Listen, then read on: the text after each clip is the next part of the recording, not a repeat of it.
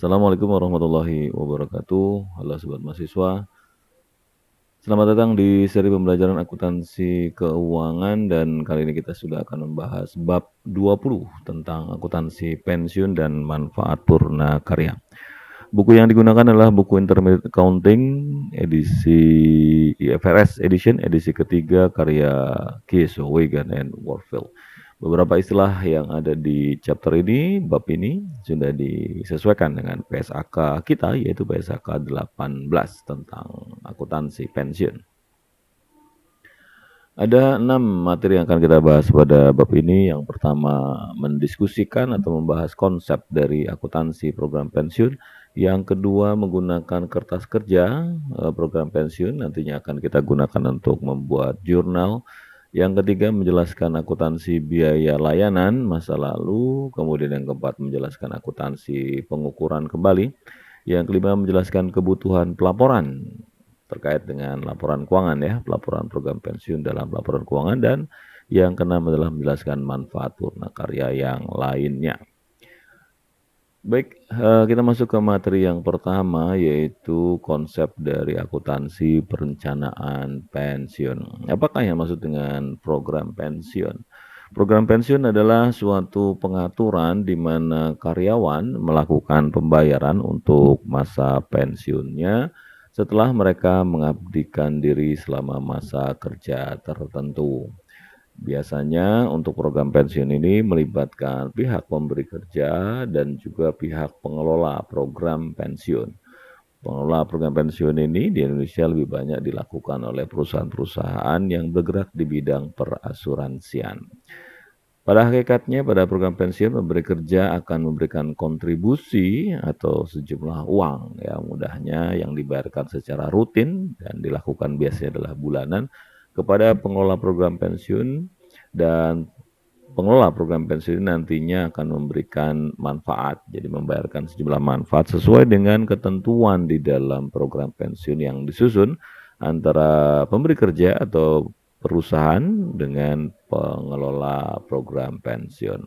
Dan untuk kasus ini, untuk kegiatan program pensiun ini akan ada aset dan liabilitas serta ada pihak yang akan mendapatkan manfaat, yaitu karyawan yang pensiun.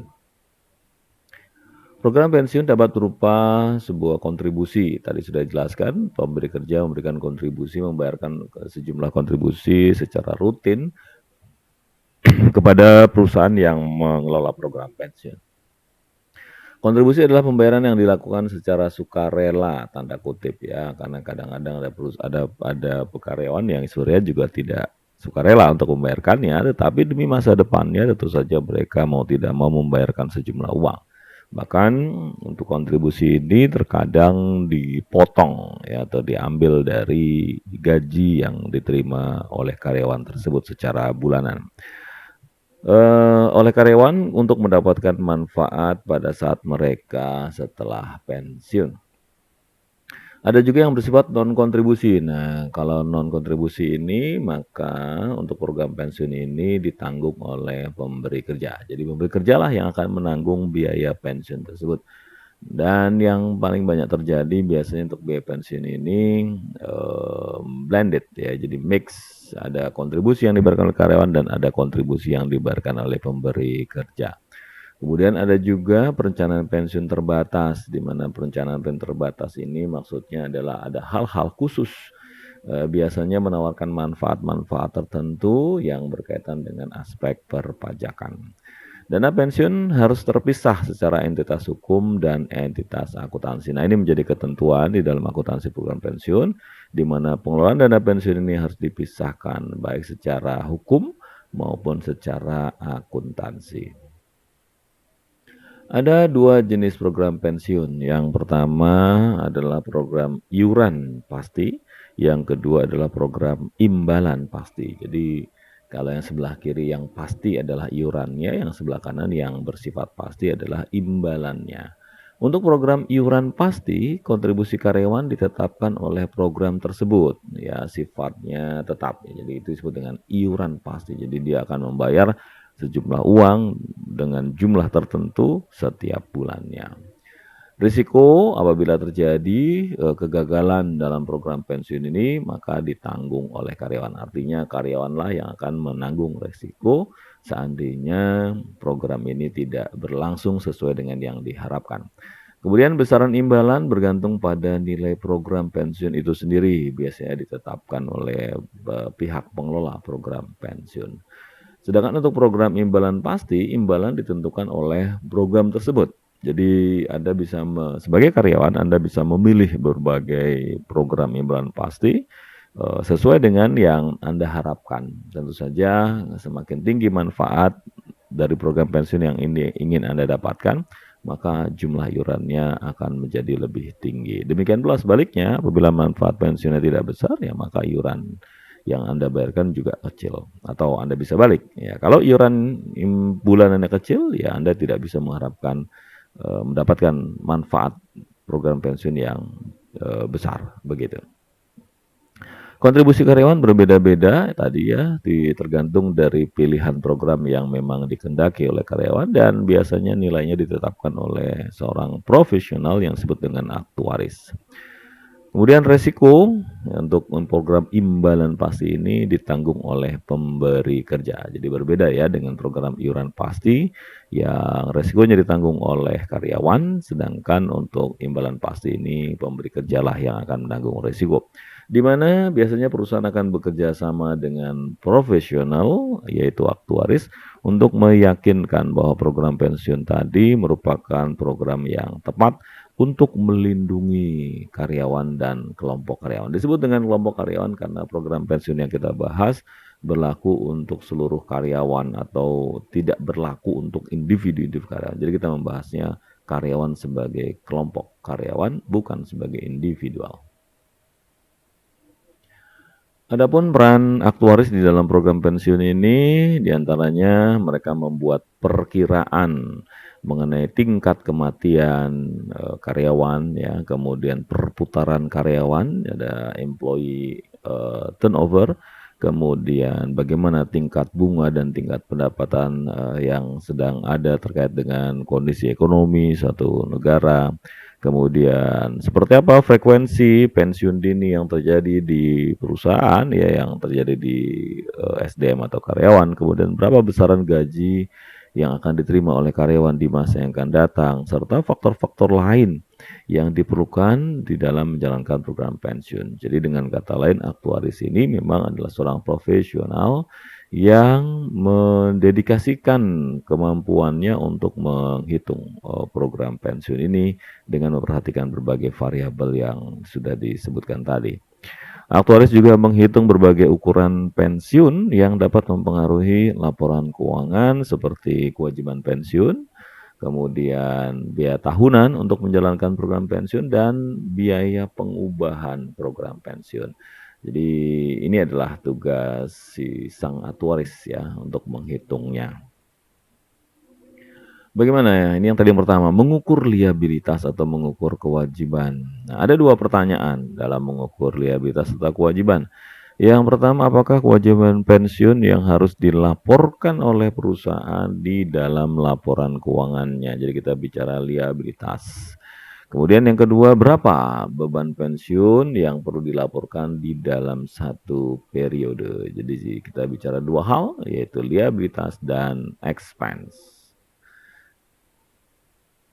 Untuk mengukur liabilitas ini ada beberapa pendekatan, ya ada 3 pendekatan yang dibahas di sini.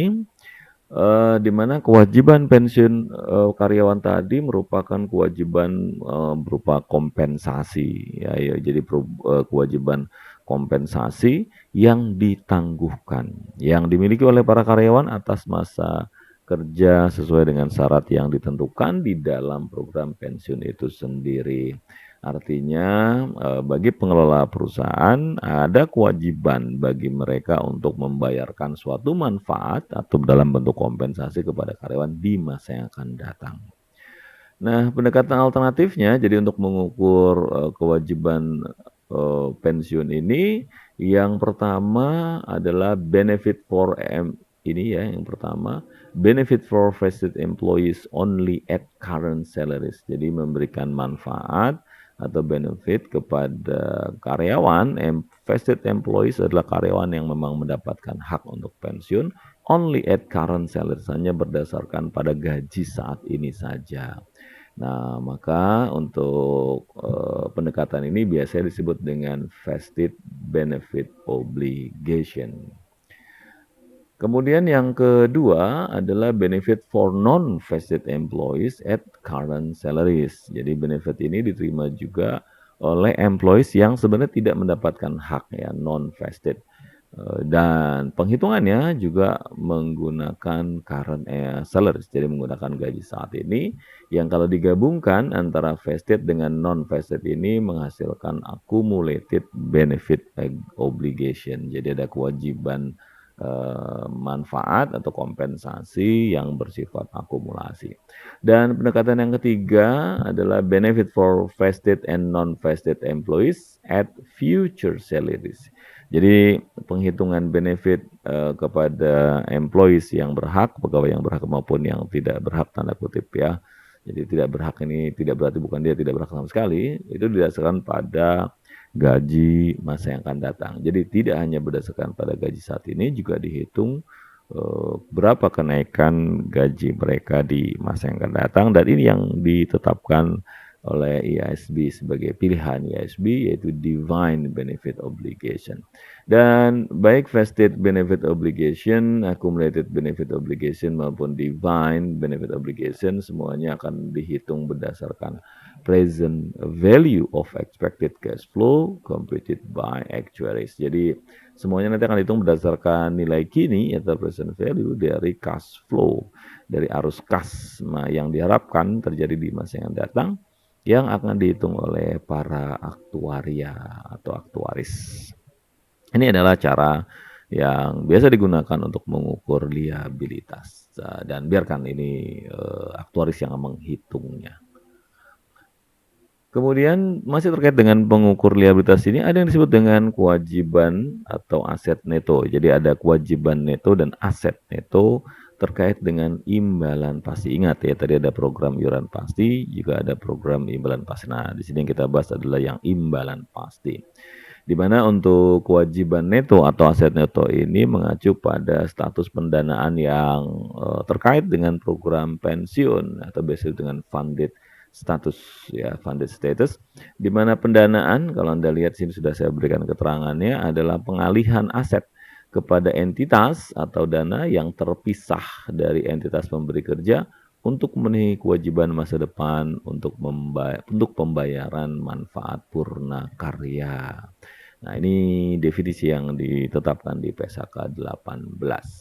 Kemudian juga kewajiban neto dan aset neto imbalan pasti ini menyajikan defisit atau surplus. Ya, defisit tentu saja berarti minus, surplus berarti dia plus atau lebih yang berhubungan dengan program pensiun pasti. Seperti apa defisit dan surplus Anda bisa lihat di sini yang defisit, di mana Anda bisa lihat Defined Benefit Obligation yang tadi sudah ditetapkan ini di slide sebelumnya, itu dihitung oleh aktuaria atau aktuaris sebesar 1 juta. Ingat ya, untuk benefit obligation karena obligation itu berada di sisi kredit ya, berarti di sini kita kasih tanda minus.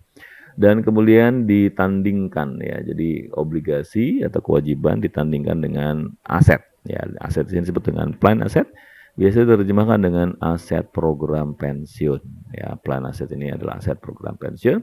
Ternyata di sini asetnya nilainya hanya 900, sementara kewajibannya adalah 1 juta, berarti sini ada minus ya. 100 yang disebut dengan net defined benefit obligation yang bersifat defisit. Sedangkan yang surplus contohnya misalkan di sini defined obligation-nya adalah 150 dan plan asetnya adalah 200. Sehingga di sini ada selisih lebih ya, surplus sebesar 50. Itu adalah gambaran tentang apa yang maksud dengan defisit dan surplus terkait dengan kewajiban neto atau aset neto. Jadi defisit dan surplus kita pandang dari sisi aset ya, atau plan aset. Pelaporan perubahan dalam kewajiban neto dan aset neto imbalan pasti ini kalau menurut IASB ditetapkan bahwa Seluruh perubahan dalam aset dan kewajiban program imbalan pasti yang terjadi pada periode berjalan itu diakui sebagai penghasilan komprehensif atau comprehensive income ya. Jadi saya ulangi, seluruh perubahan yang terjadi di dalam aset dan kewajiban program imbalan pasti ini akan dicatat sebagai comprehensive income. Nah, yang lainnya, perusahaan harus melaporkan perubahan yang muncul dari perbedaan elemen pada aset dan likuiditas pensiun tadi dalam satu bagian berbeda pada laporan penghasilan komprehensif bergantung pada kondisinya. Jadi nanti ada namanya different section of statement of comprehensive income. Jadi ada, ini teknik penyajian saja sebenarnya ya. Nanti di bagian akhir untuk teknik penyajiannya akan dipaparkan. Kemudian kita masuk ke pelaporan perubahan dalam kewajiban atau aset program pensiun. Jadi ada 3 komponen kalau kita bicara tentang biaya pensiun, yaitu yang pertama adalah service cost, yang kedua adalah interest, di mana interest-nya net. Kenapa net? Karena nanti ditandingkan antara bunga yang dibayarkan dengan bunga yang diterima, ya. Interest expense greater than interest revenue, bisa terjadi interest expense-nya, biaya bunganya lebih besar daripada pendapatan bunganya, atau bisa juga interest expense-nya less than, lebih rendah daripada interest revenue. Nanti kita lihat contohnya. Nah, untuk yang ketiga, kita kesini dulu, yang ketiga adalah remeasurement, pengukuran kembali. Nah, untuk yang nomor 1 dan nomor 2, service cost dan net interest, dia akan dicatat sebagai atau ke dalam net income. Sedangkan apabila terjadi remeasurement, yaitu komponen biaya pensiun yang berasal dari remeasurement, akan dicatat ke dalam OC, other comprehensive income. Ya, ini perlu Anda ingat baik-baik ya terkait dengan 3 komponen biaya pensiun ini. Mari kita bahas biaya yang pertama terkait dengan komponen biaya pensiun. Yang pertama, biaya layanan. Biaya layanan saat ini itu muncul dari nilai kini atau present value kewajiban manfaat pasti atas layanan karyawan dalam periode berjalan. Jadi besarnya biaya layanan itu biasanya dihitung oleh aktuaris dengan menggunakan present value. Dan biaya layanan masa lalu, jadi selain biaya layanan masa ini juga ada disebut dengan biaya layanan masa lalu, yaitu perubahan dalam nilai kini kewajiban manfaat pasti atas layanan karyawan dalam periode sebelumnya, dan umumnya terjadi karena adanya perubahan atau amandemen terhadap program pensiun. Seperti apa nanti kita lihat di contoh-contoh yang akan disampaikan di slide berikutnya. Kemudian dilaporkan di dalam laporan penghasilan komprehensif dalam bagian operasional dan mempengaruhi penghasilan bersih. Bahasa Inggrisnya adalah comprehensive income in the operating section of the statement and affects net income. Jadi untuk biaya layanan ini tadi mempengaruhi net income. Kalau Anda lihat sebelumnya kan memang masuk ke mempengaruhi net income. Kemudian perusahaan harus mempertimbangkan level kompensasi masa datang dalam mengukur kewajiban kini dan biaya pensiun periodik atau future compensation levels in measuring the present obligation and periodic pension expense. Ini yang harus dilakukan oleh perusahaan terkait dengan biaya layanan. Kemudian komponen yang kedua adalah bunga neto, ya net interest. Tadi sudah saya sampaikan bunga neto ini kenapa disebut neto, karena ada beban bunga dan ada pendapatan bunga. Nah, beban bunga neto ini dihitung dengan cara mengalihkan suatu tarif tertentu, yaitu tarif diskonto biasa disebutnya, dengan status dari pendanaan itu sendiri yang ada di program pensiun, di mana kewajiban manfaat pasti ini akan dikurangi dengan aset program pensiunnya. Kewajiban neto manfaat pasti ya, yang dihasilkan dari beban bunga, ya jadi gini maksud saya. Jadi kalau kita bicara kewajiban neto, jadi dari manfaat pasti nanti akan dihasilkan beban bunga. Sedangkan aset neto manfaat pasti akan menghasilkan pendapatan bunga. Jadi bunga neto adalah selisih antara beban bunga dengan pendapatan bunga, di mana beban bunga berasal dari kewajiban, sedangkan pendapatan bunga berasal dari aset. Jumlahnya selalu ditampilkan di bagian di bawah bagian operasional dari laporan laba rugi pada sesi pembiayaan. Sedangkan tingkat diskonto didasarkan pada hasil obligasi yang berkualitas tinggi atau yield of high quality bonds yang konsisten dengan kewajiban pensiun perusahaan. Nah, ini pun ditetapkan oleh pihak aktuaria. Ya. Dan yang ketiga, komponen yang ketiga adalah pengukuran kembali atau remeasurement, di mana remeasurement ini tadi tidak mempengaruhi net income, tetapi dia akan mempengaruhi OC, other comprehensive income. Untung dan rugi atau gain or losses yang terjadi dengan kewajiban manfaat pasti ini akan dihitung sebagai keuntungan kerugian yang berasal dari pengukuran kembali. Kemudian keuntungan kerugian ini atas nilai juga bisa berasal dari nilai wajar atas aset program pensiun. Ingat ya, untuk program pensiun selalu berkaitan antara kewajiban dan aset di sini ya. Jadi selalu berkaitan dengan kewajiban aset. Jadi ketika terjadi measurement bisa saja terdapat keuntungan kerugian karena perubahan kewajiban dan bisa juga karena perubahan aset.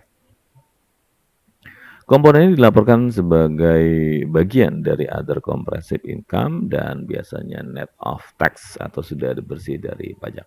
Untung atau rugi pengukuran kembali mempengaruhi penghasilan comprehensive income dan tidak mempengaruhi penghasilan bersih net income. Ya, karena tadi masuknya ke OC ya, tidak masuk ke net income. Itu adalah 3 komponen di dalam biaya layanan pensiun. Kemudian kita masuk ke aset program pensiun dan imbalan aktual. Jadi sini bicara aset dan imbalan aktualnya. Aset program pensiun pada hakikatnya adalah suatu investasi yang dilakukan oleh perusahaan, di mana investasi ini bisa dilakukan dalam bentuk saham, obligasi, atau surat berharga, atau efek ya lainnya, atau bahkan bisa juga masuk ke real estate. Ya, jadi pihak pengelola program pensiun ini bisa menginvestasikan dana tadi ke berbagai jenis investasi. Dan aset program pensiun ini akan dilaporkan dengan nilai wajar atau fair value dan kontribusi pemberi kerja dan imbalan aktual dari aset program pensiun ini akan menambah nilai aset program pensiun. Jadi kalau ada kontribusi, ada pembayaran bulanan maksudnya itu akan menambah nilai aset. Demikian pula apabila nilai aset tadi memberikan imbalan ya dalam bentuk bunga, dalam bentuk dividen atau dalam bentuk nilai lainnya. Jadi yang menambah atau dengan kata lain yang menambah nilai aset program itu adalah kontribusi dan imbalan. Kemudian manfaat yang dibayarkan kepada karyawan ini adalah benefit ya yang dibayarkan kepada karyawan akan menurunkan nilai aset. Jadi dengan kata lain begini, misalkan kita punya nilai aset program pensiun itu 100 dan bulan ini jadi kita membayarkan manfaat pensiun kepada satu orang karyawan yang pensiun sebesar 10. Ya tentu saja berarti aset pensiun kita berkurang ya dari 100 dikurangi 10 menjadi 90. Kurang lebih seperti itu logikanya. Mari kita lihat contohnya ya. Hasbro memiliki aset program pensiun ya. Sini aset sebesar 4.200.000 pada tanggal 1 Januari 2019. Selama tahun tersebut, tahun 2019 Hasbro memasukkan dana. Nah, kalau memasukkan dana, maka dana ini disebut dengan kontribusi dan itu akan menambah aset tentu saja ke dalam program dan membayarkan manfaat pensiun. Nah, karena membayarkan manfaat pensiun, jadi memberikan hak pensiun kepada 1-2 orang karyawan begitu atau beberapa karyawan yang memang harus mendapatkan hak pensiunnya sebesar 250, maka angka ini akan mengurangi aset ya. Imbalan aktual dari program apa nih itu dengan imbalan aktual dari aset program ini? Nah, imbalan ini biasanya dari bunga, deposit, bunga, dividen dan return lain yang berasal dari investasi. Tentu saja itu akan menambah aset. Maka apabila Anda ditanya berapakah jumlah aset program pensiun per 31 Desember 2019, ya Anda tinggal bisa jumlahkan ya. Jadi aset program pensiunnya sebesar 4.200.000 di awal periode, kemudian bertambah karena adanya kontribusi sebesar 300. Kemudian bertambah juga karena adanya return yang berasal dari investasi sebesar 210 dan berkurang karena adanya benefit paid to employee. Ada manfaat yang dibayarkan kepada employee sebesar 250 sehingga saldo akhirnya adalah 4.460.000. Jadi sederhana ya untuk menghitung berapakah nilai aset program pensiun pada tanggal 31 Desember. Jadi Anda lihat 3 komponen ini, yaitu contribution, kemudian actual returns, dan benefit yang dibayarkan.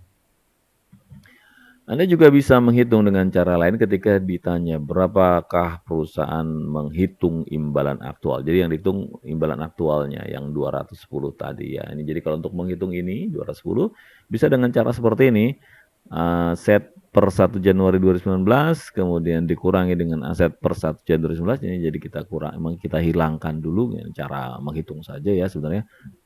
Nah, increase in fair value, berapakah peningkatan di dalam fair value? Peningkatan 260. 260 itu sebenarnya adalah 210 dikurangi dengan selisih 300 dan 250, itu 260.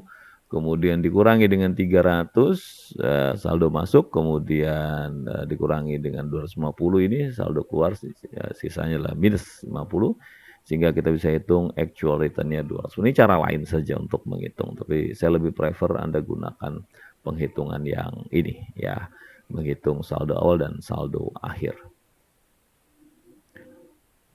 Ini kemudian kita masuk ke slide berikutnya, yaitu di tujuan pembelajaran berikutnya yaitu penggunaan kertas kerja. Di mana kertas kerja ini akan sangat membantu Anda ketika Anda diminta membuat jurnal atas program pensiun. Ya, jadi kertas kerjanya seperti ini. Jadi sini ada items atau uraian begitu. Kemudian ada kolom berikutnya, di mana kolom ini merupakan bagian dari general journal entries, jadi ayat jurnal umum. Di sini ada annual pension expense, ya, ada biaya pensiun tahunan. Saya sebutnya selalu bulanan ya, di sini dihitung tahunan juga silakan ya, karena jurnalnya biasa dilakukan pada akhir tahun. Kemudian cash, ya, kolom cash, kemudian ada kolom OC untuk mencatat gain or loss yang berhubungan dengan OC. Apa itu OC? Tadi yang berhubungan dengan remeasurement itu masuknya ke OC. Kemudian ada satu kolom lagi yaitu pension asset ataupun liability. Jadi bisa aset pensiun, bisa liabilitas pensiun ya, tergantung dia bersaldo debit atau bersaldo kredit. Dan kemudian di sisi kanan di sini ada memo record ya, ada catatan memo untuk membantu. Jadi yang kanannya sebenarnya alat bantu saja untuk melakukan cross check ya, antara sisi memo record ini nanti meng-cross check journal entries-nya, khususnya di sini ya, mengecek yang pensiun, aset dan liability. Di mana memo record dibagi menjadi dua, ada defined benefit obligation, yaitu manfaat kewajiban manfaat pasti begitu ya, dengan asetnya atau bahasa sederhananya kewajiban. Ini kewajiban yang bawah obligation dan aset. Jadi kewajiban program pensiun dan aset program pensiun. Jadi nanti yang dipakai untuk kolom jurnal yang mana? Yang ini ya. Jadi yang ini yang sudah dikasih garis merah ini. Jadi yang ada di sinilah yang nanti akan digunakan untuk mencatat ayat jurnal. Sedangkan yang kanan ini untuk melihat saldo kewajiban dan aset program pensiun. Ya, itu alat bantu saja. Nah, mari kita lihat contoh penggunaan kertas kerja ini. Pada tanggal 1 Januari 2019, Zarle menyediakan informasi berikut ini yang berkaitan dengan program pensiunnya di tahun 2019. Aset program pensiun per 1 Januari adalah 100, ini saldo awalnya. Kemudian kewajiban imbalan pasti per 1 Januari, ingat ya, di sini sudah ada aset, sudah ada kewajiban. Per 1 Januari adalah 100. Nah, di sini kebetulan sama ya. Kemudian biaya layanan per tahunnya adalah 9.000. Tingkat diskonto atau tingkat bunga adalah 10%, kontribusi pendana. Kalau kontribusi berarti uang masuk ya. Dia akan menambah aset sebesar 8.000. Kemudian manfaat yang dibayarkan ini akan mengurangi aset program pensiun ya, sebesar 7.000 kepada karyawan yang pensiun selama tahun berjalan. Dan Anda diminta membuat kertas kerja program pensiun dan ayat jurnal yang perlu dibuat oleh Zarle Company untuk tahun 2019. Nah, kita gunakan kertas kerja yang tadi seperti ini ya. Jadi Anda catat dulu saldo per 1 Januarinya. Ya, Anda catat di sini mulainya. Untuk saldo 1 Januari, Anda catatnya di memo record dulu. Berapa benefit obligation ya, berapa kewajiban program pensiunnya, dan berapa berapa aset program pensiunnya. Ya, jadi Anda catat dulu. Tadi aset pensiunnya 100, ya Anda kasih saldo positif karena dia adalah debit, sedangkan untuk kewajiban kita tahu saldonya kredit, berarti sini 100 minus. Debit 100, ya kredit 100, berarti pension asset atau liabilities-nya adalah 0, selisih ya. Selisih antara pension asset dan liability adalah 0. Itu yang pertama Anda lakukan. Nah, yang kemudian yang kedua, ini Anda bisa ikuti aja nih urutannya ya. Yang pertama Anda catat dulu berapakah service cost-nya. Tadi kalau Anda lihat di soal, service cost per tahunnya tadi adalah 8.000 ya. Maaf, 9.000, yakni annual pension expense 9.000. Kemudian interest expense-nya adalah 10.000, ya ini beban bunga yang harus Anda bayarkan. Dari mana 10.000 ini? 10.000 ini ya berasal dari 100.000 obligations ya, kewajiban dikalikan 10% sama dengan 10.000, sedangkan untuk yang interest revenue juga sama ya, 10.000 nilai aset dikalikan 10%-nya 10.000. Kemudian contribution. Nah, contribution ini tadi ada di soal ya sebesar 8.000, sedangkan benefit yang dibayarkan tadi adalah 7.000. Nah, terus ini tadi benefit nanti saya jelaskan berikutnya. Nah, setelah Anda tentukan angka ini 9.000, 10.000, 10.000, 8.000, Anda juga harus menentukan ke sisi kanan ya, ke sini maksud saya, ke memory card-nya ini. Ya sebenarnya Anda tidak catat memory card juga boleh ya kalau Anda sudah paham, tapi untuk sebagai alat bantu sebaiknya Anda mencatat memory card karena Anda akan menentukan angka yang 1.000 ini nantinya nih ya. Seperti apa gini? Jadi untuk service record ini yang dihafalkan saja ya. Service record itu kan beban ya. Jadi annual pension expense, maka beban ini akan menambah kewajiban ya. Nah, menambah kewajiban di sini minus ya. Jadi karena kan saldo kewajiban itu kan kredit ya, maka di sini kalau menambah dia akan memiliki kode yang sama yaitu kredit atau di sini minus 9.000. Atau Anda bisa menggunakan logika karena di sini adalah tanda kutip ya, di sini debit gitu ya, kan beban debit ya. Maka di sini Anda di sisi kanan lawannya, di sini sisi kanan lawannya Anda catat dengan sisi kredit. Jadi kredit yang dikurangi itu kan menjadi debit kira-kira begitu ya. Nah, kemudian interest expense di sini 10.000, maka di sini juga akan menambah obligation atau menambah kewajiban ya. Kemudian sebaliknya kalau di sini ada interest revenue ya, interest revenue ini kenapa kok di sini ditaruh di pension expense ya, karena kita taruh di kolom sini semua ya, kita taruhnya di kolom annual pension expense. Interest revenue tentu saja akan mengurangi expense ya. Nah, tetapi di sisi kanan Anda lihat di sini menambah aset. Karena logikanya interest revenue itu tadi sudah saya sampaikan di awal ya, interest revenue itu akan menambah aset, sedangkan interest expense itu mengurangi aset. Atau dengan kata lain dia bisa menambah kewajiban. Itu kan sama ya cara berpikir seperti itu. Nah, sedangkan contribution Anda lihat di sini ya. Contribution ini Anda lihat di sana cash-nya di sisi kredit karena sebenarnya dia akan menambah aset. Jadi kontribusi itu menambah nilai aset dan kok cash-nya kredit? Ya karena uang ini diserahkan kepada pengelola program pensiun. Jadi perusahaan mengeluarkan uang sejumlah 8.000, jadi cash-nya keluar dan uang 8.000 ini diserahkan kepada pengelola program pensiun dan itu akan menambah nilai aset program pensiun. Begitu cara berpikirnya. Nah, sedangkan manfaat yang didapatkan, jadi ada sejumlah manfaat pensiun yang dibayarkan, dia ditaruhnya di sisi memory card ya, jadi menambah dan mengurangi. Di mana pada saat benefit ini dibayarkan, ingat ya, akan mengurangi aset, tetapi di sisi lain juga akan mengurangi kewajiban. Ini yang 7.000 positif ini mengurangi kewajiban ya. Kurang lebih seperti itu penjelasan untuk gambaran ini. Kalau Anda bingung, Anda bisa mengulang kembali penjelasan saya supaya lebih clear ya.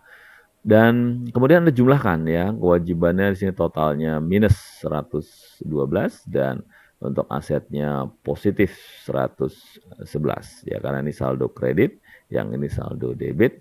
Berarti di sini ada defisit 1.000 ya. Ini defisit 1.000 atau disebut dengan net liability. Jadi net liability sama dengan defisit ya, tanda kutip ya. Sebesar 1.000 minus dan 1.000 ini, yang 1.000 ini akan dicatat di sisi sini ya, di atas ini. Kenapa kok di atas ini? Karena ini akan kita catat sebagai jurnal. Jadi kalau Anda diminta membuat jurnal, jurnal itu menggunakan ini ya, yang warna kuning ini. Inilah jurnalnya, termasuk yang 1.000 ini. Jadi ini Anda jumlahkan juga, annual pension Anda jumlahkan, saldo kas juga Anda jumlahkan, Anda akan mendapatkan journal entry di sini. Annual pension expense-nya 8.000 debit, kemudian cash-nya berarti di sini kredit ya 8.000, dan kemudian di sini ada pension atau net liability ya, atas pensiun sebesar 1.000 berarti dia di sisi kredit ya. Jadi Anda tinggal catat seperti ini jurnalnya. Ini ya, jadi yang Anda pakai adalah ini ya. 3 komponen yang sudah diberi warna kuning ya. Jadi Anda catat pension expense sebesar 9.000, kemudian Anda catat cash sebesar 8.000 kredit, dan yang 1.000 net liability juga Anda catat di sisi kredit sebesar 1.000. Anda catat dengan menggunakan akun pension asset garis miring liability, dan supaya bisa digunakan baik pada posisi saldo kredit maupun pada posisi saldo debit. Jadi jurnalnya sih sederhana ya kalau Anda lihat seperti ini, tetapi mungkin menghitungnya yang tidak sederhana ya. Sehingga pesan saya Anda kuasai penyusunan kertas kerja ini, karena ketika Anda salah dalam menyusun kertas kerja, maka Anda juga akan salah menyusun jurnalnya. Begitu. Baik, kita masuk ke tujuan pembelajaran yang ketiga, yaitu biaya layanan masa lalu atau past service cost disebutnya ya. Perubahan dalam nilai kini dari kewajiban imbalan pasti yang dihasilkan karena adanya amandemen atau karena adanya pengurangan program ya. Jadi bisa berupa amandemen, amandemen itu perubahan atau pengurangan. Amandemen ini, sedangkan pengurangan adalah curtailment ya. Nah, terus ini past service cost expand in current period ini bisa berupa amandemen. Amandemen ini biasanya adalah introduction of a plan. Jadi pada saat ada pendahuluan terkait dengan program pensiun, dan pendahuluan ini atau pendahuluan itu hal-hal yang dibahas di dalam program pensiun ya. Di sana ada manfaat-manfaat yang mau disampaikan dan seterusnya. Bisa saja itu dilakukan perubahan. Kemudian juga terkait dengan withdrawal, penarikan dana program pensiun. Ya, misalkan selama ini penarikan dananya sebesar 10%, kemudian berubah menjadi 15% misalkan ya. Itu juga apabila di amandemen itu akan masuk di dalam plan amandemen. Kemudian termasuk kalau ada perubahan-perubahan lain di dalam pasal-pasal program pensiun tersebut. Sedangkan curtailment adalah significant reduction, yaitu kalau pengurangannya sangat signifikan dalam number of employees covered by the plan. Jadi kalau ada perubahan yang signifikan terkait dengan jumlah pegawai yang di cover di dalam program pensiun. Ya, ini hanya untuk penjelasan Anda, untuk Anda ketahui saja ya terkait dengan amandemen dan curtailment. Tetapi prinsipnya baik amandemen maupun curtailment ini bersifat ini ya, masuk dalam konteks biaya layanan masa lalu yang akan mempengaruhi nilai kini tentu saja. Mari kita lihat contoh ya atas biaya layanan masa lalu ini. Pada tanggal 1 Januari 2020, Zarle melakukan amandemen ya, perubahan program pensiun untuk memberikan manfaat layanan masa lalunya kepada para karyawan dengan nilai kini ya, nilai kini present value dihitung oleh aktuaris sebesar 81.600. Fakta tambahan berikut ini digunakan di dalam program pensiun perusahaan sepanjang tahun 2020, yaitu ada biaya layanan tahunan sebesar 9.500, kemudian ada diskonto atau discount rate ya sebesar 10%. Ini untuk digunakan menghitung expense ya, bunga atas atau tadi nyebutnya beban bunga ya, interest expense, dan untuk mencatat juga interest revenue. Kemudian kontribusi, ingat kontribusi ini akan menambah aset ya sebesar 20.000, sedangkan manfaat yang dibayarkan akan mengurangi aset karyawan. Nilainya adalah 8.000. Nah, sama nih ya datanya, mirip ya seperti sebelumnya, dan Anda diminta menghitung berapakah jurnal yang harus apakah jurnal yang harus Anda catat di akhir tahun dan dengan cara membuat kertas kerja terlebih dahulu. Nah, maka untuk kasus ini ingat ya, Anda buat dulu yang memory card-nya, Anda catat berapa kewajiban program pensiun dan berapa aset dari program pensiunnya. Anda catat dulu. Jadi kalau Anda lihat contoh soal tadi, untuk obligasi itu kewajibannya adalah 112, sedangkan untuk asetnya adalah 111 atau dengan kata lain di sini ada minus ya 1000. Data ini sebenarnya data diambil dari data mirip seperti data sebelumnya yang tahun 2019 tadi ya. Oke, kemudian nah di sini ya Anda lihat di sini untuk kolom-kolomnya di sini sudah ditambahkan ya ada additional PSC, PS itu past service cost ya. Kemudian ada baru kemudian saldo awal. Nah, jadi karena ada perubahan atau amandemen terkait dengan program pensiun, maka Anda bisa masukkan PSC-nya. Tadi di sana dikatakan bahwa additional atau biaya perubahan yang terkait dengan biaya layanan masa lalu ada sebesar 81.000. Ini expense ya, Anda lihat expense. Dan langsung sekarang saya jelaskan ke sisi kanan.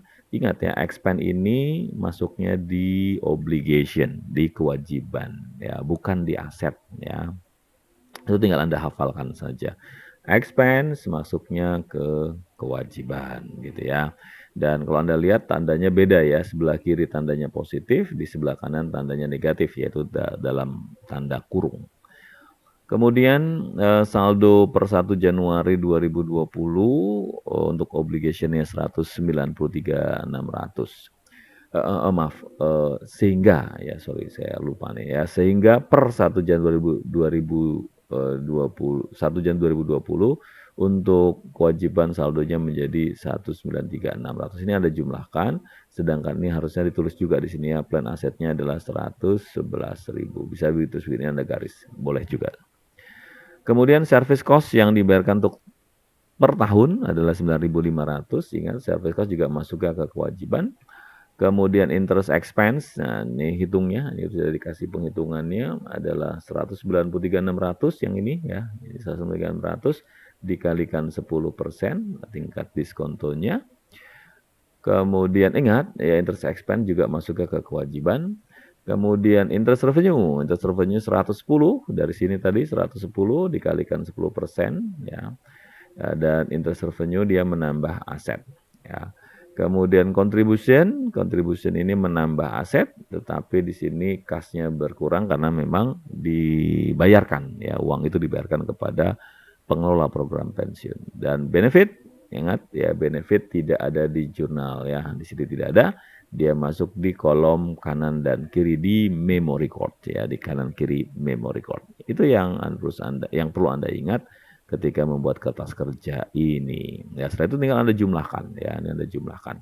Annual pension expense jumlahnya 99.360, cashnya minus 20, kemudian program pensiunnya sebenarnya selisihnya, ini kalau Anda mau simple nih selisihnya 99.360 dikurangi ini kan 220 hasilnya adalah minus ya 79.360 atau ini kan harus balance ya, ini saldo debit, ini kredit begitu. Nah, untuk memastikan apakah 79.360 ini benar, maka di sini Anda bisa membuat kontrol berdasarkan data yang ada di memory card. Itu Anda jumlahkan memory card-nya ya. Ini ya, memory code-nya Anda jumlahkan 214 untuk benefit obligation-nya 214.460, sedangkan untuk plan asetnya untuk aset program pensiunnya 13410. Yang kalau Anda jumlahkan selisihnya adalah minus 8360 ya. Nah, minus 80 Anda tinggal ingat ya di atas ini ada minus 1000. Nah, jadi kalau Anda perhatikan kan ini 8360 ya dikurangi 1000 gitu ya. Itu hasilnya adalah 79360. Jadi cocok ya. antara journal kolom yang ada di journal entries yang ada di sini tadi dengan yang ada di kolom memory code sesuai. Jadi itu untuk kontrol aja ya. Kalau Anda mau simple sih ya sudah ini tadi ya. 99360 dikurangi 200 hasilnya adalah 79360. Dari sana Anda bisa menghitung atau membuat jurnalnya ya. Jurnalnya gimana? Sama seperti tadi ya, jurnalnya nanti Anda mendebit pension expense, kemudian secret cash dan kredit, pension asset, line liability. Ya. Kita masuk ke pembelajaran keempat, bagaimana kalau ada pengukuran kembali. Ini bagian dari biaya layanan ya, service cost. Ingat ya, ini adalah ada 3 komponen biaya layanan tadi ya di depan, dan inilah komponen yang ketiga yaitu pengukuran kembali. Perubahan tidak terduga dan tidak diharapkan dapat muncul. Jadi ada satu perubahan yang tidak diduga atau bahkan tidak diharapkan bisa saja muncul yang berasal dari perubahan besar dan tiba-tiba yang terjadi dan kemudian berdampak terhadap nilai kini aset program pensiun. Kita tidak tahu ya apakah karena ada inflasi, karena kemudian tiba-tiba ada kerusuhan ya atau ada krisis moneter, krisis ekonomi yang berdampak terhadap nilai kini aset program pensiun. Kemudian yang kedua, perubahan asumsi yang dilakukan oleh para aktuaris yang dapat mempengaruhi jumlah kewajiban imbalan pastinya. Dan keuntungan atau kerugian yang terjadi apabila terjadi pengukuran kembali ini akan dilaporkan di dalam other comprehensive income. Ini kayak logikanya begini, ini kan sesuatu yang tidak regular, yang tidak normal atau tidak rutin. Jadi karena tidak normal, tidak rutin, maka dia masuknya ke other comprehensive income dan tidak mempengaruhi net income. Berbeda dengan dua komponen sebelumnya, di mana dua komponen sebelumnya dia mempengaruhi langsung terhadap net income. Sekali lagi karena ini tidak rutin ya, maka masuknya ke other comprehensive income. Terkait dengan pengukuran kembali tentu saja nanti akan berdampak terhadap kemungkinan munculnya keuntungan ataupun kerugian terhadap aset program pensiun yang dimiliki oleh perusahaan.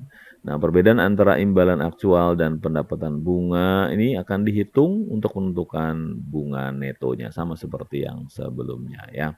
Contohnya di sini ada Shopbob memiliki aset program pensiun per 1 Januari sebesar 100. Tingkat diskonto tahun berjalan adalah 6% dan imbalan aktual atas aset program pensiun di tahun 2019 sebesar 8.000.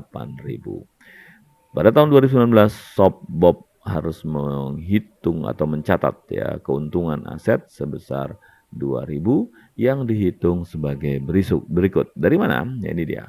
Actual return yang didapat adalah 8.000. Kemudian interest revenue-nya, ya ini tadi 100 kalikan 6 adalah 6.000, sehingga aset keuntungan asetnya adalah 2.000 ya. Atau dengan kata di sini ada selisih ya, ada selisih keuntungan karena aset ya. Sebesar 2.000, nah 2.000 yang disebabkan karena pengukuran kembali ya atau penghitungan atau pengukuran kembali. Nah, segala perubahan di dalam asumsi yang dilakukan oleh aktuaris yang dapat mempengaruhi jumlah kewajiban imbalan pasti ini juga akan mempengaruhi OC ya karena ini merupakan bagian dari pengukuran kembali. Di mana perusahaan melaporkan keuntungan liabilitas ataupun kerugian liabilitas ke dalam OC dan perusahaan mengakumulasikan keuntungan dan kerugian aset dan liabilitas dari tahun ke tahun di dalam accumulated ya. Jadi kalau sudah OC nanti hubungan nanti ke accumulated other comprehensive income. Itu yang ada di return earnings. Kemudian jumlah ini dilaporkan di dalam laporan posisi keuangan pada bagian ekuitas. Maksudnya yang ini ya, maksudnya di return earning yang merupakan bagian dari ekuitas. Contoh fakta berikut dilakukan oleh Zarle ya, digunakan oleh Zarle untuk program pensiun di tahun 2021. Jadi tadi kita sudah bahas yang Zarle tahun 2019, kemudian 2020 dan sekarang masuk ke tahun 2021. Di mana biaya layanan tahunnya adalah 13.000, diskontonya masih 10%, imbalan aktual atas aset program pensiunnya adalah 12.000, kemudian kontribusi pendanaannya 24.000, manfaat yang dibayarkan kepada karyawan adalah 10.500. Perubahan dalam, nah ini data baru ya, perubahan dalam asumsi aktuaris yang dilakukan pada akhir tahun terhadap kewajiban imbalan pasti adalah sebesar 265.000. Nanti kita cek ya apakah dia tanda kutip menambah atau mengurangi kewajiban. Permintaannya sama, Anda diminta membuat kertas kerja dan membuat jurnal per 31 Desember 2021. Nah, kertas kerjanya seperti ini ya. Jadi sama seperti tadi ya, di sini sudah angkanya sudah muncul semua. Anda buat dulu per 1 Januari berapa saldonya ini Anda buatin dulu sebenarnya. Ya, ini dulu Anda masukkan ya. Jadi berapa obligation atau kewajibannya dan berapa asetnya Anda catat dulu ya, dua ini baru kemudian selisihnya Anda catat ke sana ya. Anda catat ke kolom general journal entries selisihnya ya 2 minus 214.460 ini minus ya, sedangkan di sini ditambah dengan 134 positif 100 hasilnya adalah minus 8360 begitu. Nah, kemudian service cost. Service cost tadi 13.000, kemudian tadi Anda sudah tahu untuk service cost dia akan masuk ya di sini mengurangi obligation atau menambah obligation di sini.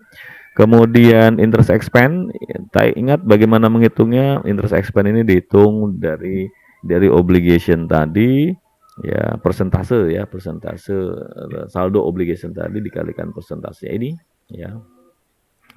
Kemudian untuk interest revenue juga sama, Anda hitung dari aset dikalikan 10% ya.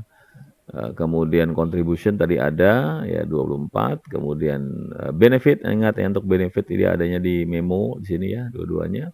Kemudian untuk asset loss. Nah, ini untuk asset loss gimana nih ngitungnya? Nah, asset loss ini tadi terkait dengan perubahan ya. Ini nanti penghitungannya ada di next slide. Oke. Anda masih ingat ya, jadi kalau service cost tadi ke sini, kemudian untuk interest expense juga masuk ke obligation, sedangkan interest revenue masuknya ke sini ya. Jadi kalau Anda mencatat di memo record, sedangkan untuk contribution hubungannya ke sini. Ini saya ingin menjelaskan antara dua kolom ya, journal entries dan memo record. Sedangkan benefit Anda lihat benefit tidak dicatat dimanapun di sisi journal entries, dia masuknya ada di kolom memo record positif dan negatif. Nah, untuk aset loss seperti apa itu harus dihitung ya. Jadi ada penghitungannya nanti kita bahas di slide berikutnya.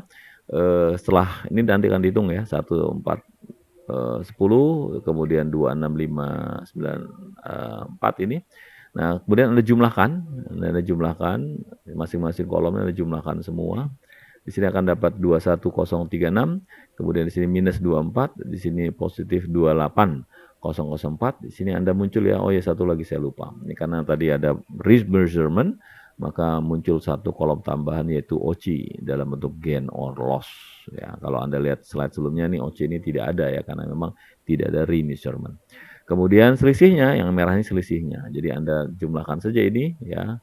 Selisihnya adalah minus 25040 dan ini akan dipakai untuk membuat jurnal. Nah, bagaimana menghitung yang ini? 1410 dan 2654, mari kita lihat penghitungannya ya. Ini penghitungannya. Jadi khusus terkait dengan remeasurement memang Anda harus melakukan penghitungan terpisah ya. Jadi Anda hitung sendiri. Caranya Anda hitung dari dua sisi ya, baik dari aset maupun dari liability. Apakah loss atau gain? Di sini kebetulan loss langsung dicatat sebagai aset loss. Karena untuk kasus remeasurement bisa menghasilkan keuntungan loss, bisa gain, bisa juga menghasilkan kerugian atau loss. Nah, di sini kebetulan loss. Caranya Anda hitung dulu berapa beginning plan asset. Ya, jadi untuk asetnya berapa? Di sana kalau Anda lihat di kertas kerja nilainya 134 100 ya. Kemudian discount rate-nya 10% sehingga expected interest revenue-nya adalah 13.410.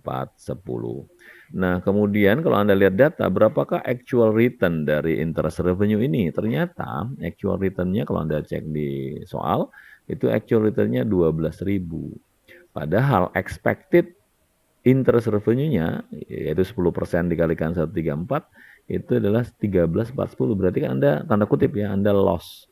Anda mengharapkan mendapatkan revenue 13.410, ternyata actual return-nya hanya 12.000. Ini disebabkan karena kondisi real, ya kan actual return itu kondisi real ya. Atas investasi yang dilakukan ternyata tidak sebesar yang diharapkan.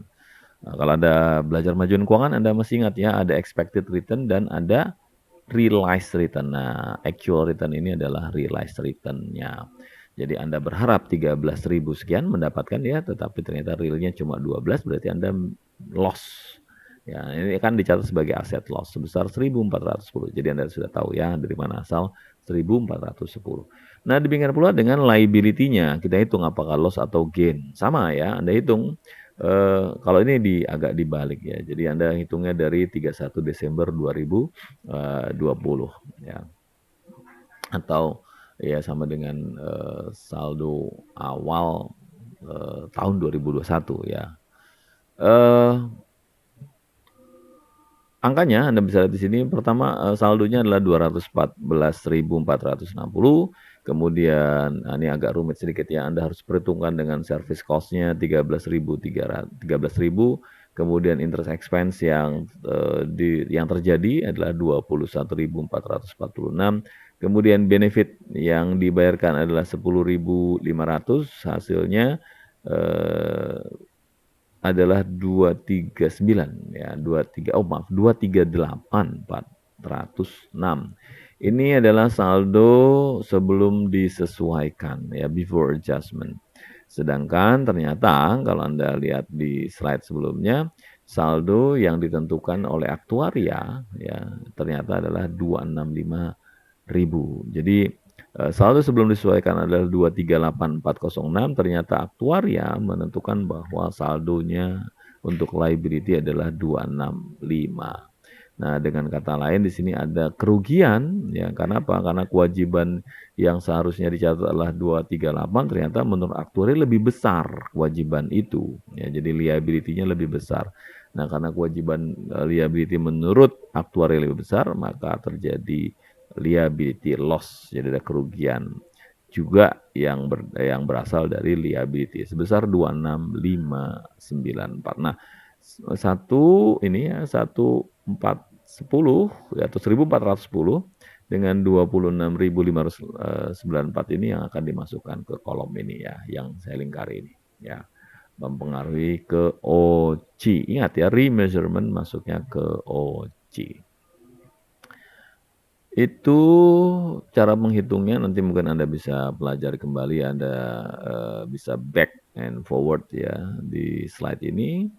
Dan kemudian ini jurnalnya ya, jadi jurnalnya Anda tinggal ambil yang angka-angka yang ada di garis kuning ini saja Anda ambil ya. Jadi pension expense 21.036, kemudian other comprehensive income yang ini ya 28, ini debitnya dulu ya. 28.004, kemudian baru sini cash ya 24.000, dan kemudian sini ada pension, aset, and liability sebesar 25.040. Itu jurnalnya ya. Dan kita masuk ke tujuan pelajaran yang kelima, yaitu penyusunan laporan atau penyajian dalam laporan keuangan untuk program pensiun ini ya. Yang pertama untuk beban pensiun. Komponen ini dilaporkan di dalam satu bagian pada laporan penghasilan komprehensif atau statement of comprehensive income, dan disajikan pula total beban pensiunnya. Atau Anda juga bisa catat komponen biaya layanan dilaporkan di dalam penghasilan operasional atau operating income, dan bunga itu di dalam bagian terpisah yang berkaitan dengan pembiayaan atau financing. Nah, ini cara mencatat beban pensiun di dalam laporan keuangan. Ini pilihan ya. Jadi Anda bisa catat yang di atas dilaporkan dalam satu bagian atau dilaporkan secara terpisah ya, pilihan. Sedangkan keuntungan dan kerugian yang muncul akibat adanya pengukuran kembali atau remeasurement ini, ingat ya, ini akan dicatatnya ke OC ya. Maka keuntungan kerugian aset liabilitas diakui di dalam other comprehensive income dan tidak diakui dalam penghasilan bersih atau yang mempengaruhi net income. Dan gambarannya seperti ini, Anda melihat dari contoh milik OBI ASA yang menyediakan informasi berikut di tahun 2019 ya. Dia memiliki net income 2019 sebesar 100.000. Kemudian ada liability loss-nya 60.000, ada asset loss-nya 15.000, dan ada accumulated OC per 1 Januari 2019 adalah 40.000. Maka kalau Anda hitung di OCI ya, other comprehensive kan akan muncul seperti ini. Liability loss 60.000, aset loss-nya 15.000, sehingga total other comprehensive loss-nya adalah 75.000. Pak, bagaimana kalau satunya loss, satunya gain? Ya tinggal selisihnya saja gitu ya. Nah, kemudian sedangkan untuk di net income atau di comprehensive income itu akan ada net income sebesar 100 dan other comprehensive loss-nya sebesar 75 sehingga comprehensive income-nya 75. Jadi kalau Anda lihat di chapter-chapter tentang laporan keuangan, khusus laporan rugi laba ini kan dipisah ya, net income sendiri, kemudian other comprehensive income atau di sini loss itu terpisah ya. Apabila dijumlahkan antara net income dengan other comprehensive income atau loss ini biasa disebut dengan comprehensive income. Anda tinggal pelajari kembali tentang income statement dan comprehensive income. Dan kemudian untuk komponen other comprehensive income tadi ini ya, OC ini harus dilaporkan menggunakan satu dari dua format ini. Jadi ada dua cara yang dapat dilakukan. Anda bisa menggunakan pendekatan dua laporan atau Anda bisa menggunakan pendekatan satu laporan. Maksudnya bisa digabung, bisa dipisah, terserah ya mau yang mana. Ini juga bebas ya, ini pilihan dalam penyajian saja. Nah, apabila Anda menggunakan pendekatan dua laporan, ya hasilnya seperti ini, ya ini comprehensive income statement, ya. Net income 100.000, kemudian sini other comprehensive income loss 60 berupa liability loss dan liability loss sebesar 15.000, hasilnya adalah OCI dan kemudian other comprehensive income di bagian bawahnya ya. Tahu Anda juga bisa susun seperti ini untuk OCI-nya ya. Ini untuk di ekuitas. Accumulated other comprehensive income per 1 Januari 40.000, other comprehensive loss 75.000, accumulated comprehensive tahun 31 Desember adalah 35.000. Dan kemudian di statement of financial position ada di equity-nya ya, dia akan menjadi bagian dari return earning ya. Di mana return earning 60.000 dan other comprehensive loss-nya adalah 35.000 yang ini ya. Itu sehingga total equity ini adalah cara penyajian di dalam laporan keuangan. Dan untuk pengakuan status pendanaan neto dari program pensiun ini, perusahaan harus mengakui dalam laporan posisi keuangannya atau di neracanya mengenai status over atau underfunded-nya. Overfunded itu apabila aset pensiunnya lebih tinggi, sedangkan under itu kalau misalkan asetnya lebih rendah atau liabilitasnya lebih tinggi. Itu tinggal disajikan ya, dijelaskan kira-kira begitu. Dan kemudian selisih lebih ya, dari nilai wajar aset program pensiun dibandingkan dengan kewajiban imbalan pasti ini akan diklasifikasikan sebagai aset non lancar ya. Jadi dia tidak akan masuk ke aset lancar, tapi dia akan menjadi bagian aset lancar. Kenapa kok aset non lancar? Ya karena ini bersifat jangka panjang. Ini kan program pensiun bukan program jangka pendek ya. Jadi masuknya ke program jangka panjang. Kemudian apabila ada, ini terkait dengan agregasi ya, program pensiun ya. Apabila ada penggantian atau offsetting, maka penggantian atau offsetting ini hanya dilakukan pada situasi tertentu saja, di mana secara legal perusahaan memiliki hak yang bersifat dapat dipaksakan untuk menggunakan surplus dalam satu program guna menutup kewajiban dari program lainnya. Jadi kalau perusahaan memiliki lebih dari satu program. Jadi kalau perusahaan punya satu program pensiun, di satu sisi dia menggunakan asuransi A misalkan, dan perusahaan juga ternyata memiliki satu program pensiun lain ya di perusahaan asuransi yang lain misalkan, maka itu tanda kutip ya itu bisa di switch ya atau di offsetting bahasa lainnya. Nah, kemudian perusahaan juga berniat untuk menyelesaikan kewajiban berdasarkan basis neto ataupun untuk merealisasikan surplus dalam satu program dan menyelesaikan kewajibannya berdasarkan program lain secara bersamaan. Ini kalau sekali lagi ini agregasi itu kalau perusahaan memiliki lebih dari satu program pensiun ya, maka itu bisa diagregasikan, dijumlahkan. Suatu perusahaan perlu untuk mengungkapkan informasi ini terkait dengan apa yang harus dilaporkan di dalam catatan atas laporan keuangan. Yang pertama adalah penjelasan mengenai karakteristik program imbalan pasti dan risiko terkait. Ini harus diungkapkan ya, karakteristiknya seperti apa.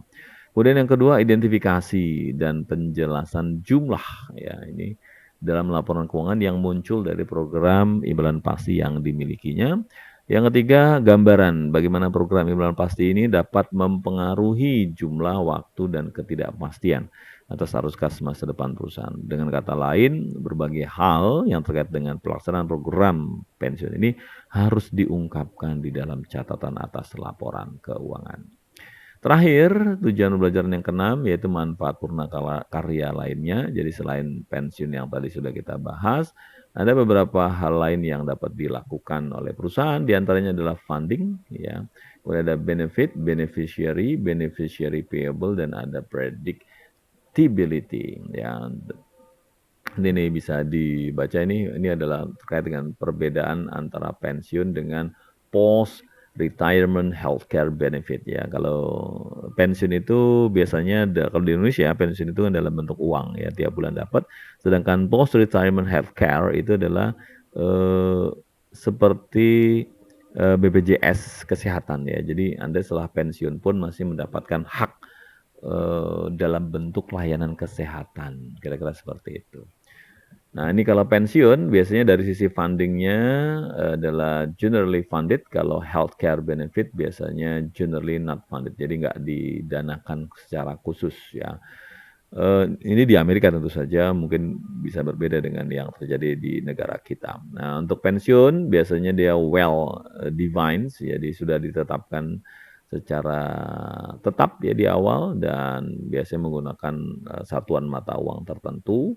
Sedangkan untuk healthcare dia generally uncapped and great variable. Jadi variabilitasnya ya, fluktuasinya itu cukup tinggi biasanya. Sedangkan pensiun ini kalau dari sisi beneficiary-nya dia dimiliki oleh retiree atau orang yang sudah pensiun, maybe some benefit to surviving spouse ya. Kadang-kadang juga bisa diberikan kepada spouse, kepada pasangan ya yang masih hidup. Dan di Indonesia berlaku seperti itu. Jadi Anda sebagai calon ASN atau yang Anda sudah ASN ya, ketika Anda meninggal dunia, maka hak manfaat pensiun itu bisa beralih kepada pasangan Anda. Kemudian untuk retiree, spouse, and other dependents juga bisa dilakukan ya healthcare. Tapi tentu saja ini akan ada biaya tambahan ya. Benefitnya biasanya monthly untuk pensiun as needed ya. Jadi kapanpun Anda sakit, masuk rumah sakit Anda bisa klaim. Kalau pensiun ya tiap bulan Anda dapatkannya. Kemudian variables are reasonably predictable. Jadi biasanya lebih variabel-variabelnya itu lebih mudah diprediksi. Sedangkan tuh healthcare ini utilization difficult to predict ya. Jadi cukup sulit untuk memprediksinya. Level of cost variance-nya. Jadi biaya pengobatan juga kan sangat berbeda, bahkan bergantung dari letak geografi di mana Anda berada ya, dan fluctuated over time dan selalu berproses. Ini sekedar gambaran saja ya perbedaan antara pensiun dan healthcare benefit. Sebenarnya tidak hanya healthcare benefit ya, sebenarnya juga banyak program manfaat purna karya lainnya, yaitu sepanjang Anda pada saat pensiun nanti mendapatkan hak-hak tertentu. Hanya yang paling umum memang kalau Anda pensiun biasanya dapat uang pensiun dan juga dapat layanan kesehatan setelah Anda pensiun. Itu gambaran yang bisa saya sampaikan untuk chapter 20 ini. Silakan Anda pelajari kembali apabila Anda yang memang ingin menguasainya dengan lebih baik ya. Saya kira itu. Sampai bertemu di seri pembelajaran berikutnya, di chapter berikutnya dari akuntansi keuangan menengah. Saya akhiri. Wassalamualaikum warahmatullahi wabarakatuh. Selamat berkarya dan belajar.